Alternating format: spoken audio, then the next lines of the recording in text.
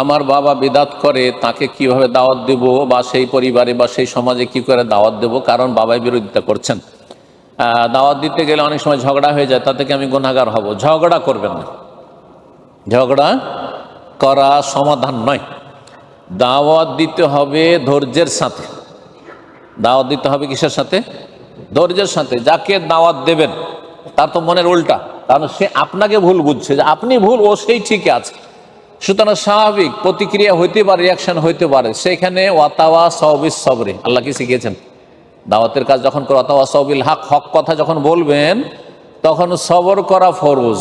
আর বাপ মা এমন দুইজন ব্যক্তিত্ব, আর এই রকমের যারা বড়রা রয়েছেন তাদের ক্ষেত্রেও বলছি, আর বিশেষ করে বাপ মায়ের ক্ষেত্রে আল্লাহ বলছেন ওয়াসাহিব হুমা ফিদ দুনিয়া মারুফা। সূরা লোকমান আল্লাহ বলছেন, যদি তোমার বাপ মা পত্তলিক হয়, মূর্তি পূজক হয়, মাজার পূজারি হয়, ভণ্ড হয়, দেওয়ানবাগি হয়, কথা বোঝা গেছে, যা কিছু হোক না কেন, যতই খারাপ হোক না কেন, নাস্তিকও হয়, তারপরও তাদের আদর্শ নেবে না। আল্লাহ বলছেন ফালা তোতে হোমা, ধর্মের ক্ষেত্রে কোনো সমঝোতা নেই, ডিসকাউন্ট নেই, কিন্তু দুনিয়াতে যতদিন তারা আছে ও সাহেব হোমা, তাদের সঙ্গ দাও, মানে তাদের সাথে আচরণ করো। ফির দুনিয়া, যতদিন দুনিয়াতে আছো আছে, মারুফা, ভালো আচরণের সাথে, ভালো ব্যবহার করো। কাফের মুশরিক, খাওয়া দাওয়ার দরকার দেবেন, চিকিৎসা দেবেন, ভাষা ভালো ভাষা বলবেন, নম্র ভাষা দিয়ে, ভালো ভাষা দিয়ে যা মন জয় করা যায়, শক্ত ভাষা দিয়ে কখনো জয় করা যায় না।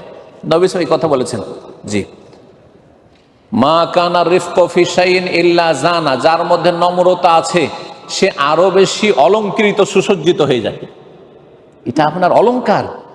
আর ওমান ওয়াজিয়া মিন শাইইন, কারো যদি দুর্ব্যবহার থাকে, কঠোর ভাষা থাকে, ইল্লা শানা, সে দোষযুক্ত হয়ে যায়, আইবের কথা সেটা হয়ে যায়। কখনো, আর বিশেষ করে বাপ মায়ের সাথে বেয়াদবি করবেন না। যদি মানলো ঠিক আছে, না হলে চুপ হয়ে যাবেন আপনি, তখনকার মতো চুপ হয়ে যাবেন। আবার যখন মন মেজাজটা ভালো আছে আজকে, আর খুব ফ্রি হয়ে আমার সাথে কথা বলছে, দিবেন তখন একটা ডোজ দিবেন। একসাথে ফুল ডোজ দিলে তো অসুস্থ হয়ে যাওয়ার, তাই না? রোগীর ডোজ যে দেওয়া হয় 1 মাস 2 মাস 6 মাসের ওষুধ খাওয়াইতে হবে, ডাক্তার বলেন না? এখন 6 মাসের ওষুধ নিয়ে গিয়ে যদি বলেন যে তাড়াতাড়ি খাওয়িয়ে দেবো, তাড়াতাড়ি ভালো হয়ে যাবে, তো ভালো হবে না? রুগী মরে যাবে। তো ওই রকম যদি মনে করেন যে আমি একে রাতারাতি আমার বাপকে সোজা করব, তাহলে আপনি তাড়াতাড়ি রুগী ভালো করার চেষ্টা করছেন, মরে যাবে আরো, মানে ইমান হারিয়ে দেবো, আরো ইসলামের শত্রু হয়ে যাবো, তাওহীদ সুন্নাহর শত্রু হয়ে যাবে। আস্তে আস্তে অল্প অল্প করে ডোজ দিতে হবে।